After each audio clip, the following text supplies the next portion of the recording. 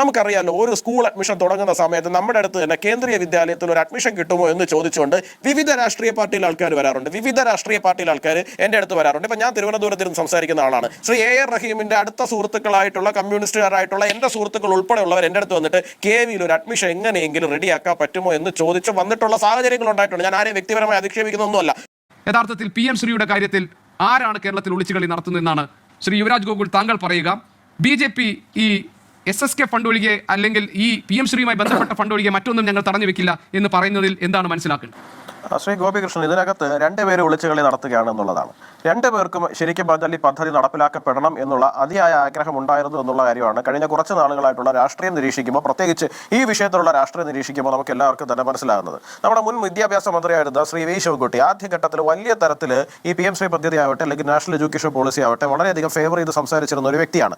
പിന്നീട് വളരെ നെഗറ്റീവായിട്ടുള്ള ചില പൊളിറ്റിക്കൽ പ്രഷർ, പ്രത്യേകിച്ചും CPIയുടെ ഭാഗത്തുനിന്നും ഇപ്പോൾ കോൺഗ്രസ് സ്വയം കൃതാനർത്ഥമാണ്, സ്വയം കുഴിച്ച കുഴിയിലാണ് അവർ വീണുകൊണ്ടിരിക്കുന്നത്. അവരുടെ ഭാഗത്തുനിന്ന് ആ സമയത്ത് രാഷ്ട്രീയം കളിക്കാൻ വേണ്ടിയിട്ട് വളരെ വൃത്തികെട്ട രീതിയിൽ ആ വിഷയത്തിനെ വളച്ചൊടിച്ച് മുമ്പോട്ട് കൊണ്ടുപോവുകയും ചെയ്തതിന്റെ ഒരു പ്രഷറിന്റെ പശ്ചാത്തലത്തിലാണ് അന്ന് ഇടതുപക്ഷ സർക്കാർ അതിൽ നിന്ന് പിന്മാറുന്നത്. നിലവിൽ UDF സർക്കാർ അധികാരത്തിൽ വന്നിട്ടുണ്ട്. UDF സർക്കാർ അധികാരത്തിൽ വന്നു കഴിയുമ്പോൾ അവരെ സംബന്ധിച്ചിടത്തോളം ഈ പദ്ധതി നടപ്പിലാക്കപ്പെടുകയാണ് എന്നുണ്ടെങ്കിൽ സംസ്ഥാനത്തെ സ്കൂളുകളെ സംബന്ധിച്ചിടത്തോളം വളരെ മെച്ചപ്പെട്ടിട്ടുള്ള സൗകര്യങ്ങൾ ഉണ്ടാകുന്നു. കുട്ടികൾക്ക് വളരെ മികച്ച തരത്തിലുള്ള എക്സ്പോഷർ പല മേഖലകളിലും ഉണ്ടാകും എന്നുള്ള കാര്യത്തെക്കുറിച്ചിട്ട് അവർക്ക് നല്ല ധാരണ വന്നിട്ടുണ്ട്. അതുകൊണ്ട് തന്നെയാണ് അവരത് മുമ്പോട്ട് കൊണ്ടുപോകാൻ വേണ്ടിയിട്ട് നോക്കുന്നത്. ഇത് പരസ്പരം പഴിചാരാനുള്ള പൊളിറ്റിക്കൽ ബ്ലെയിം ഗെയിം ഒക്കെ ഒരു ഭാഗത്ത് നടക്കുന്നുണ്ട്.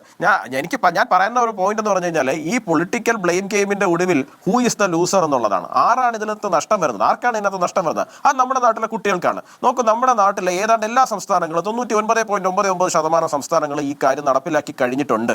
നമ്മുടെ തമിഴ്നാടും വെസ്റ്റ് ബംഗാളും ഇപ്പം നിലവിൽ കേരളം, ഈ 3 സംസ്ഥാനങ്ങൾ മാത്രമാണ് ഇത് എക്സിക്യൂഷനകത്ത് ബാക്കിയുള്ളത്. എന്നാൽ തമിഴ്നാട് മാത്രമാണ് ഒപ്പിടാൻ ബാക്കിയുള്ളത്. വെസ്റ്റ് ബംഗാളിലൂടെ തന്നെ ഒപ്പിടുന്ന ഒരു സാഹചര്യം ഉണ്ടാവും. നോക്കൂ, ഇവിടെ ആം ആദ്മി പാർട്ടി ഭരിക്കുന്ന സംസ്ഥാനമുണ്ട്, കോൺഗ്രസ് ഭരിക്കുന്ന സംസ്ഥാനങ്ങളുണ്ട്, നമ്മുടെ തെലങ്കാന ഇതിനു മുമ്പ് BRM ആണ് ഭരിച്ചുകൊണ്ടിരുന്നത്. അപ്പോൾ ഈ പല തരത്തിലുള്ള രാഷ്ട്രീയ പാർട്ടികൾ നമ്മുടെ സംസ്ഥാനങ്ങൾ ഭരിക്കുകയാണ്.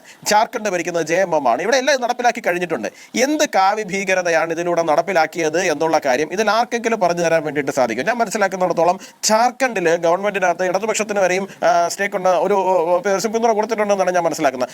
ആർക്കാണ് ഇതിനകത്ത് കാവ്യ ഭീകരത എവിടെ നടപ്പിലാക്കി, എങ്ങനെ നടപ്പിലാക്കി, ഹിന്ദുത്വ ഭീകരത എവിടെ നടപ്പിലാക്കി എന്നൊന്ന് എക്സ്പ്ലെയിൻ ചെയ്തു തരാൻ വേണ്ടിയിട്ട് സാധിക്കുമോ? ഇവിടെ കോൺഗ്രസിന്റെ സമുന്നതരായിട്ടുള്ള നേതാക്കളുണ്ടല്ലോ, മുസ്ലിം ലീഗിന്റെ നേതാക്കളുണ്ടല്ലോ, ഒന്ന് കർണാടകത്തിൽ പോയിട്ട് ഇതിൽ എവിടെയാണ് പ്രശ്നം നടപ്പിലാക്കിയിരിക്കുന്നത് എന്നൊന്ന് ഐഡന്റിഫൈ ചെയ്തിട്ട് അവർക്ക് കേരളത്തിലെ കുട്ടികളെ ഒന്ന് ബോധിപ്പിക്കാൻ വേണ്ടിയിട്ട് സാധിക്കുമോ? ജാർഖണ്ഡിൽ ഒന്ന് പോയിട്ട് അവിടെ ഒന്ന് സംസാരിച്ചിട്ട് കുട്ടികളെ ബോധിപ്പിക്കാൻ വേണ്ടി സാധിക്കുമോ? ആം ആദ്മി പാർട്ടിയുടെ നേതാക്കളോട് സംസാരിച്ചിട്ട് നമ്മുടെ നാട്ടിലെ കുട്ടികളെ ഒന്ന് ബോധിപ്പിക്കാൻ വേണ്ടിയിട്ട് സാധിക്കുമോ? നമുക്കറിയാമല്ലോ, ഒരു സ്കൂൾ അഡ്മിഷൻ തുടങ്ങുന്ന സമയത്ത് നമ്മുടെ അടുത്ത് തന്നെ കേന്ദ്രീയ വിദ്യാലയത്തിൽ ഒരു അഡ്മിഷൻ കിട്ടുമോ എന്ന് ചോദിച്ചുകൊണ്ട് വിവിധ രാഷ്ട്രീയ പാർട്ടിയിൽ ആൾക്കാർ വരാറുണ്ട്. വിവിധ രാഷ്ട്രീയ പാർട്ടിയിൽ ആൾക്കാർ എൻ്റെ അടുത്ത് വരാറുണ്ട്. ഇപ്പം ഞാൻ തിരുവനന്തപുരത്ത് നിന്ന് സംസാരിക്കുന്ന ആളാണ്. ശ്രീ AR റഹീമിന്റെ അടുത്ത സുഹൃത്തുക്കളായിട്ടുള്ള കമ്മ്യൂണിസ്റ്റുകാരായിട്ടുള്ള എൻ്റെ സുഹൃത്തുക്കൾ ഉൾപ്പെടെയുള്ളവർ എൻ്റെ അടുത്ത് വന്നിട്ട് KVയിൽ ഒരു അഡ്മിഷൻ എങ്ങനെയെങ്കിലും റെഡിയാക്കാൻ പറ്റുമോ എന്ന് ചോദിച്ച് വന്നിട്ടുള്ള സാഹചര്യങ്ങൾ ഉണ്ടായിട്ടുണ്ട്. ഞാൻ ആരെയും വ്യക്തിപരമായി അധിക്ഷേപിക്കുന്നൊന്നുമല്ല. കുട്ടികളുടെ നല്ല ഭാവി ഉണ്ടാകണമെന്ന് ആഗ്രഹിക്കുന്ന ആൾക്കാർ BJPക്കാർ ചോദിക്കാറുണ്ട്, കോൺഗ്രസ്സുകാർ ചോദിക്കാറുണ്ട്, CPMമാർ ചോദിക്കാറുണ്ട്, എല്ലാവരും ചോദിക്കാറുണ്ട്. നമ്മുടെ കേരളത്തിൽ മാത്രം 33 കേന്ദ്രീയ വിദ്യാലയങ്ങൾ ഓൾറെഡി ഇതിനോടകം PM ശ്രീ നടപ്പിലാക്കി കഴിഞ്ഞിട്ടുണ്ട്. 14 നവോദയ വിദ്യാലയങ്ങളിൽ താങ്കൾ ചൂണ്ടിക്കാണിച്ച സംസ്ഥാനം ഇപ്പോൾ തമിഴ്നാടാകട്ടെ, പശ്ചിമ ബംഗാളാകട്ടെ, കേരളമാകട്ടെ. ഇപ്പോൾ കേരളം ഒപ്പുവെച്ചു, തമിഴ്നാടും പശ്ചിമ ബംഗാളും ഒപ്പുവെച്ചിട്ടില്ല. തമിഴ്നാടിനെ സംബന്ധിച്ച് ഈ NEP വരുമ്പോൾ ഈ ത്രിഭാഷാ ഫോർമുല വരുന്നു, അതിനോട് അവർക്ക് യോജിപ്പില്ല. മാത്രമല്ല അവർക്ക് കിട്ടാനുള്ള ഈ സമഗ്ര ശിക്ഷ ഫണ്ടിന് വേണ്ടിയുള്ള 2200 കോടിയുടെ കാര്യത്തിൽ അവർ കോടതിയെ സമീപിക്കും, നിയമപരമായി പരിഹാരം കണ്ടെത്തുകയും ചെയ്തു.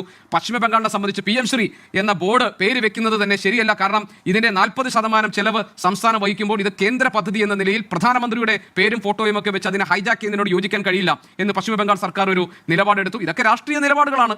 കാരണം ആ കാര്യങ്ങളിൽ കേന്ദ്ര സർക്കാർ ഒരു വിട്ടുവീഴ്ചയ്ക്ക് തയ്യാറായിട്ടില്ലല്ലോ. അല്ല ശ്രീ ഗോപികൃഷ്ണൻ, ഞാനൊരു കാര്യം പറഞ്ഞോട്ടെ. ഈ PM ശ്രീ എന്ന് പറയുമ്പോൾ അതിനകത്ത് പ്രധാനമന്ത്രിയുടെ പേര് വരുന്നു എന്നുള്ളതാണ് പ്രശ്നം. ഇപ്പോൾ കഴിഞ്ഞ ദിവസം തന്നെ ഞാൻ കാണുമ്പോൾ നമ്മുടെ തൊട്ടടുത്ത് കിടക്കുന്ന മാഹിയിൽ ഒരു സ്കൂളുമായി ബന്ധപ്പെട്ട് ഉസ്മാൻ സ്കൂൾ അവർ പറയുന്നുണ്ട് പ്രധാനമന്ത്രിയുടെ ഫോട്ടോ വെക്കണമെന്ന് പറഞ്ഞിരുന്നു, പക്ഷേ ഞങ്ങൾ വെച്ചിട്ടില്ല, അതുകൊണ്ട് ഞങ്ങൾക്ക് ഒരു ബുദ്ധിമുട്ടും ഉണ്ടായിട്ടില്ല. സാധാരണ ഇതിൽ 3-4 ലക്ഷം രൂപ വരുന്നിടത്ത് ഞങ്ങൾക്ക് ഈ ഒരു വർഷം മാത്രം 45 ലക്ഷം രൂപ 50 ലക്ഷം രൂപ അടുപ്പിച്ച് വന്നു. ഇതൊന്നും മാൻഡേറ്ററി ആയിട്ട് അടിച്ചേൽപ്പിക്കുന്ന കാര്യമൊന്നും അല്ലല്ലോ. രണ്ടാമത്തെ കാര്യം എന്ന് പറഞ്ഞാൽ ഇപ്പൊ സംസ്ഥാനവും കേന്ദ്രവും തമ്മിലുള്ള പോരാട്ടം പ്രധാനമന്ത്രിയുടെ പേര് എന്ന് പറയാൻ വേണ്ടിയിട്ട് ഇവർ സമ്മതിക്കുക അങ്ങനെയാണോ എല്ലാ കാലഘട്ടത്തിലും പ്രധാനമന്ത്രി BJP-ക്കാരെ തന്നെ ആയിരിക്കും? എനിക്കതാണ് മനസ്സിലാകാത്തത്. പ്രധാനമന്ത്രി എന്ന് പറയുന്നത് ഇന്ത്യയുടെ പ്രധാനമന്ത്രിയല്ലേ? അമേരിക്കൻ പ്രസിഡന്റിന്റെ പടമൊന്നുമല്ലോ വെക്കാൻ വേണ്ടിയിട്ട് പറഞ്ഞത്, ഇന്ത്യയുടെ പ്രധാനമന്ത്രിയുടെ അല്ലേ? ഇന്ത്യയുടെ പ്രധാനമന്ത്രി എന്ന് പറയുന്നത് നമ്മൾ ഭാരതീയരെ സംബന്ധിച്ചിടത്തോളം നമ്മുടെ ശത്രുക്കളൊന്നും അല്ലല്ലോ. ഭാരതം മൊത്തത്തിൽ എന്താണ് എഡ്യൂക്കേഷൻ സിസ്റ്റത്തിനെ ഒന്ന് റെവല്യൂഷനൈസ് ചെയ്യാൻ വേണ്ടിയിട്ട് പുതിയ കാലഘട്ടത്തിനനുസരിച്ച് മാറ്റിവെടുക്കാൻ വേണ്ടിയിട്ട് കൊണ്ട് ശ്രമിക്കുകയാണ്. അപ്പോൾ ആ ശ്രമത്തിന്റെ ഭാഗമായിട്ട് വലിയൊരു പരിവർത്തനം ഉണ്ടാക്കുന്ന സമയത്ത് അതിനകത്ത് ഇപ്പോൾ പ്രധാനമന്ത്രിയുടെ പടം ഇപ്പൊ നമ്മുടെ നാട്ടിൽ ഞാനൊരു കാര്യം ചോദിക്കട്ടെ, നമ്മുടെ ഇപ്പോൾ ഒരു പഞ്ചായത്ത് ഭരിക്കുന്ന BJP ആണ്. അവിടെ ഒരു സ്കീമുമായി ബന്ധപ്പെട്ട് മുഖ്യമന്ത്രിയുടെ പടം വെക്കാൻ പറഞ്ഞു കഴിഞ്ഞാൽ തോന്നക്കൽ പഞ്ചായത്തിലെ മുഖ്യമന്ത്രിയുടെ പടം വെക്കാൻ പറഞ്ഞ് തോന്നക്കൽ പഞ്ചായത്തിലെ ജനങ്ങളെ അപമാനിക്കുകയാണ് എന്ന് പറയുന്നതിനകത്ത് എന്ത് അടിസ്ഥാനമാണ് ഇരിക്കുന്നതെന്ന്? നമ്മുടെ നാട് ഭരിക്കുന്നത് ഇപ്പോൾ CPM ആവട്ടെ, കോൺഗ്രസ് ആവട്ടെ, BJP ആവട്ടെ, ആ നാട് ഭരിക്കുന്ന ഭരണാധികാരികളുടെ പടം ഇപ്പോൾ സർക്കാർ ആശുപത്രികളിലുണ്ടാവും, സർക്കാർ സ്കൂളുകളിലുണ്ടാവും. ഇതിനെന്തിനാണ് ഇതൊരു മത്സരമായിട്ട് ഒരു വൈര്യ നിരാധന ബുദ്ധിയോടുകൂടി ഇത്തരം വിഷയങ്ങളെ കാണുന്നതെന്ന് എനിക്ക് മനസ്സിലാകുന്നില്ല. ഞാൻ പറഞ്ഞ ഒറ്റ പോയിന്റ് ഒന്ന് കംപ്ലീറ്റ് ചെയ്തോട്ടെ. ഈ PM ശ്രീ പദ്ധതി കൃത്യമായിട്ട് നടപ്പിലാക്കി കഴിഞ്ഞാൽ ഇപ്പോൾ നമ്മുടെ കേന്ദ്രീയ വിദ്യാലയത്തിൽ അഡ്മിഷൻ ചോദിച്ചിട്ട് ആൾക്കാർ പോകുന്നത് പോലെ തന്നെ PM ശ്രീ സ്കൂളുകളുമായി ബന്ധപ്പെട്ടിട്ട് അഡ്മിഷൻ ലഭിക്കുവാൻ വേണ്ടിയിട്ടുള്ള വലിയ കുത്തൊഴുക്കുണ്ടാകും. നിങ്ങൾ എഴുതി വെച്ചോളൂ, ആ തരത്തിലേക്ക് വലിയ മാറ്റം ഉണ്ടാവും. കാരണം അത്രയധികം ഇൻഫ്രാസ്ട്രക്ചർ ഡെവലപ്മെന്റ് അവിടെ നടക്കാൻ സാധ്യതയുണ്ട്. എല്ലാ തരത്തിലുള്ള സൗകര്യങ്ങളുണ്ട്, കൃത്യമായിട്ടുള്ള മോണിറ്ററിംഗ് ഉണ്ടാവും. 14,500 സ്കൂളുകൾ ആദ്യത്തെ ഘട്ടത്തിൽ ഈ PM ശ്രീ ആയിട്ട് മാറുമ്പോൾ ആ 14,500 സ്കൂളുകൾ ഏറ്റവും മികച്ചതായി മാറുക എന്ന് പറയുന്നത് ഈ പദ്ധതി നടപ്പിലാക്കുന്ന കേന്ദ്ര സർക്കാരിന്റെയും സംസ്ഥാന സർക്കാരിന്റെ ഒരു വാശിയായിട്ട് മാറുകയാണ് അവിടെ. ഇതിപ്പോൾ അങ്ങ് പറഞ്ഞതുപോലെ തന്നെ ഇത് കേന്ദ്രത്തിന്റെ മാത്രമല്ലല്ലോ, സംസ്ഥാനത്തിന്റെയും കൂടെ അല്ലേ. പിന്നെ രണ്ട് എന്ന് പറയുന്നത് ഇവരുടെ ആശങ്ക എന്താണ്? പ്രധാനമായിട്ട് MOU സൈൻ ചെയ്ത് കഴിഞ്ഞാൽ പിന്മാറാൻ പറ്റില്ല. നാളെ ഈ സിലബസിനകത്ത് കരിക്കുലത്തിനകത്ത് കേന്ദ്ര സർക്കാർ കയറിയിട്ട് എന്തെങ്കിലും അജണ്ട കുത്തിത്തിരുകാൻ നോക്കിക്കഴിഞ്ഞാൽ അത് ബുദ്ധിമുട്ടാകും. MOU സൈൻ ചെയ്താൽ പിന്മാറാൻ പറ്റില്ല എന്നുള്ളതാണ്. ഇന്ന് കേന്ദ്ര സർക്കാർ തന്നെ പാർലമെന്റിൽ പറഞ്ഞു കഴിഞ്ഞല്ലോ, MOU സൈൻ ചെയ്താൽ നിങ്ങൾക്ക് വിഡ്രോ ചെയ്യാം എന്നുള്ളത്. അതിനകത്ത് അതാണല്ലോ ഇവിടുത്തെ പ്രധാനപ്പെട്ടിട്ടുള്ള ചർച്ച. MOU സൈൻ ചെയ്ത് കഴിഞ്ഞാൽ വിഡ്രോ ചെയ്യാൻ പറ്റില്ല എന്നായിരുന്നു ഇന്നലെ വരെ പറഞ്ഞിരുന്നത്. ഇന്ന് അതേ വിഡ്രോ ചെയ്യാമെന്ന് പറയുന്നുണ്ട്. അതുകൊണ്ട് നിങ്ങൾ വിഡ്രോ ചെയ്ത് പോകൂ എന്നുള്ളതാണ് പൊളിറ്റിക്കൽ പോയിന്റ് ഇവിടെ ഉന്നയിക്കപ്പെടുന്നത്. എന്തിനാണ് വിഡ്രോ ചെയ്യപ്പെടണം എന്ന് നിങ്ങൾ ആഗ്രഹിക്കുന്നത്? കേന്ദ്ര സർക്കാർ എന്തെങ്കിലും തരത്തിലുള്ള അജണ്ട ഈ പറയുന്ന വിദ്യാഭ്യാസ മേഖലയിൽ കൊണ്ടുവരികയാണെങ്കിൽ അത് ബുദ്ധിമുട്ടാണ് എന്ന് പറഞ്ഞിട്ടാണല്ലോ. അത് വിഡ്രോ ചെയ്യാൻ ബുദ്ധിമുട്ടില്ല എന്ന് ഇതിന് ഓൾറെഡി ഇന്ന് ഇന്ത്യൻ പാർലമെന്റിനകത്ത് സംസാരിച്ച് കഴിഞ്ഞു. പിന്നെ എന്തിനാണ് ഇവിടെ ആശങ്ക? എനിക്ക് മനസ്സിലാകുന്നില്ല. അപ്പൊ ഇത് നിങ്ങളുടെ അങ്ങോട്ടും ഇങ്ങോട്ടുള്ള ചെളിവാരി എറിയലാണ് ഇവിടെ നടന്നുകൊണ്ടിരിക്കുന്നത്. ആ ചെളിവാരി എറിയലിനകത്ത് നഷ്ടം വരുന്ന കുട്ടികൾ